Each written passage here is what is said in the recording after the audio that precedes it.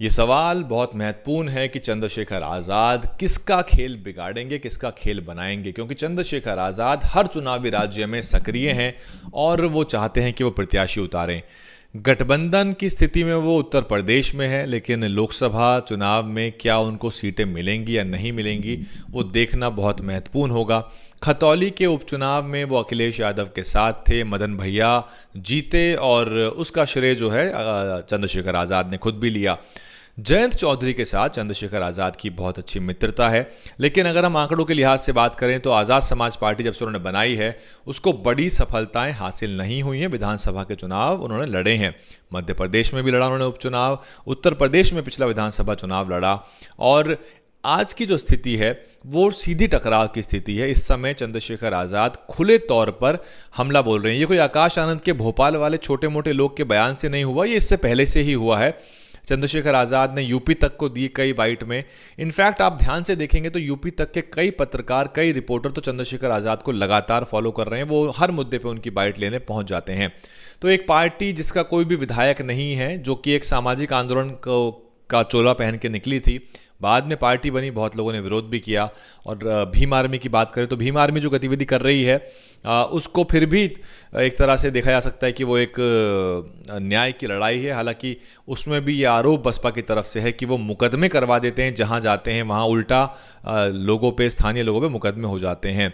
लेकिन फिर भी भीम आर्मी की महत्ता है। और अगर आप बात लोकप्रियता की करें तो चंद्रशेखर आज़ाद लोकप्रिय हो रहे हैं। सवाल यह है कि क्या बसपा को इसे चुनौती मानना चाहिए और क्या बसपा का नुकसान वो कर सकते हैं। लेकिन इससे भी ज़्यादा पेचीदी समस्या ये है कि क्योंकि सारी पार्टियां बीएसपी के अलावा विपक्ष की लगभग इंडिया का हिस्सा हैं, INDIA का हिस्सा हैं, ऐसे में उनकी जयंत चौधरी से जो निकटता है और अखिलेश यादव के साथ जो उनका राजनीतिक तालमेल है, उसमें एक दिक्कत ये है कि वो लगातार कांग्रेस पार्टी पर हमलावर हैं। मसलन अभी उनकी 20 तारीख की जयपुर महासम्मेलन की आप स्पीच सुनिए ध्यान से, स्क्रीन पे आपको दिख रही होगी उसकी फुटेज। आकाश आनंद पे तो उन्होंने इशारों में हमला बोला ही, लेकिन गहलोत सरकार की ज़बरदस्त तरीके से किरकिरी करी उनकी सारी स्कीम को लेके। और क्योंकि बात जाहिर सी भी है कि गहलोत साहब कटघरे में खड़े हैं, अगर हम दलित परिप्रेक्ष्य में देखें वहाँ पे जघन्य दलित अत्याचार उत्पीड़न हुए हैं और मुख्यमंत्री साहब ने उस पर चूं भी नहीं करी, कभी एक रिएक्शन भी नहीं दिया, कभी कोई सुनिश्चित कार्रवाई सुनिश्चित करने का कोई आश्वासन नहीं दिया, या कभी वो खुद घटनास्थल पर नहीं पहुंचे तो उन्होंने टोटली साइडलाइन कर दिया कि मानिए कि ये वर्ग कोई वोटर हो ही ना।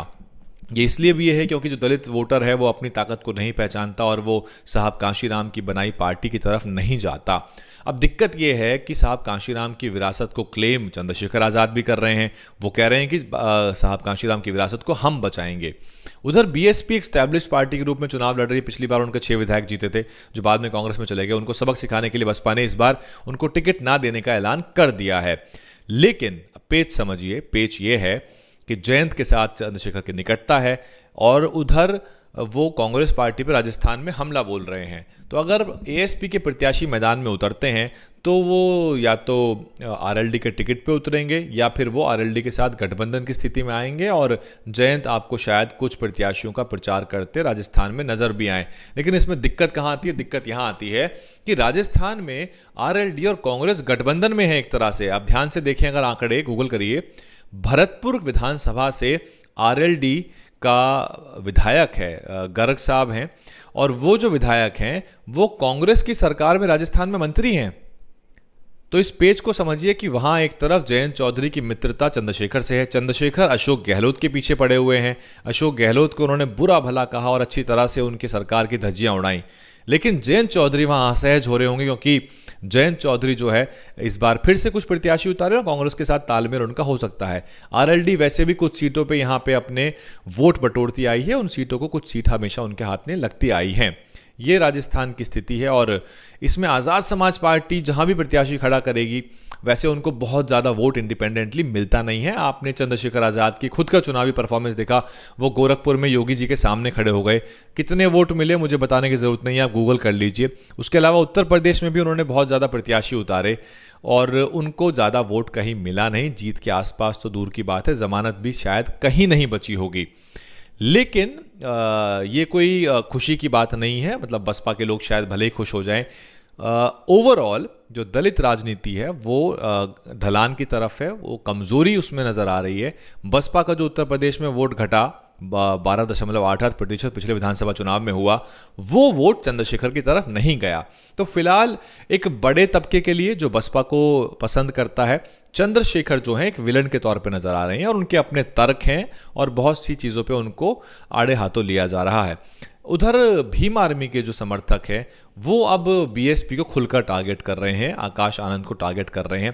तो ये टकराव की जो स्थिति है यही तो मनुवादी चाहते थे और इसीलिए बहन मायावती शुरू से आरोप लगा रही थी कि भीम आर्मी तो ठीक थी, लेकिन पार्टी बनाने का जो काम किया गया वो गलत है। बहुत लोगों ने, विश्लेषकों ने और चिंतकों ने ये बताया, ये कहा कि ये पार्टी षड्यंत्र के तहत बनाई जा रही है। और फिर चंद्रशेखर आज़ाद को भी खुद सोचना चाहिए था कि वो बहुत जल्दबाजी कर रहे हैं, उनको पार्टी बना के त्वरित सफलता नहीं मिलेगी और जो मकाम वो अंततः हासिल कर सकते थे वो मकाम वो हासिल नहीं कर पाएंगे। फिलहाल तो चंद्रशेखर आज़ाद सीधे तौर पे विरोधियों के हाथों में खेलते हुए कई राज्यों में नजर आ रहे हैं। वो वहां पहुंच जाते हैं जहां बसपा सक्रिय होती है और सीधे तौर पे वो बसपा जिनसे लोहा ले रही है, जिनको काबू कर रही है, जिनसे वो राजनीतिक सत्ता हासिल करना चाहती है, मसलन तेलंगाना पहुंच गए चंद्रशेखर आज़ाद।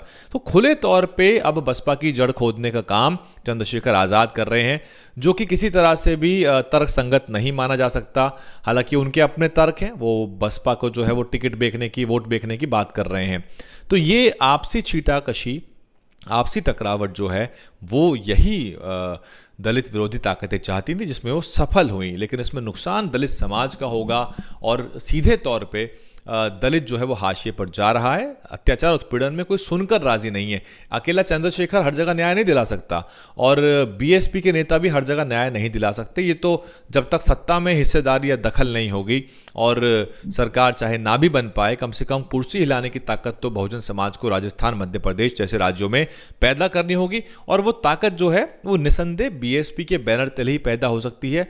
रातों रात एएसपी जो है वो कई विधायक जिता लेगी, ये संभव नहीं नजर आता। लेकिन बसपा जो है ये मान के ना चले कभी भी कि एएसपी से उन्हें कंपटीशन नहीं मिलेगा। वो बड़ी लकीर खींचने का प्रयास कर रहे हैं, चाहे आप उन पे कितना भी आरोप लगाएं। जिस दिन उन्होंने कहीं पे सफलता हासिल कर ली तो बीएसपी के लिए बड़ी चुनौती हो सकती है। लेकिन वर्तमान में कुछ नज़र नहीं आ रहा कि चंद्रशेखर क्या करेंगे। प्लस उनकी जो राजनीति है उसमें बिखराव, आपसी अंतर विरोध और एक तरह से कॉन्टिन्यूटी की बहुत कमी है। वो चारों तरफ हाथ पैर मार रहे हैं, इतने संसाधन उनके पास है नहीं। वो आम तौर पे कोशिश कर रहे हैं कि भीड़ जुटे, भीड़ जुट भी रही है, वोटों में भीड़ उनकी तब्दील होती नहीं है। ये चुनौती बसपा के साथ भी है कि उनकी भीड़ जो है वो सीधे तौर पे वोटों में कन्वर्ट नहीं होती।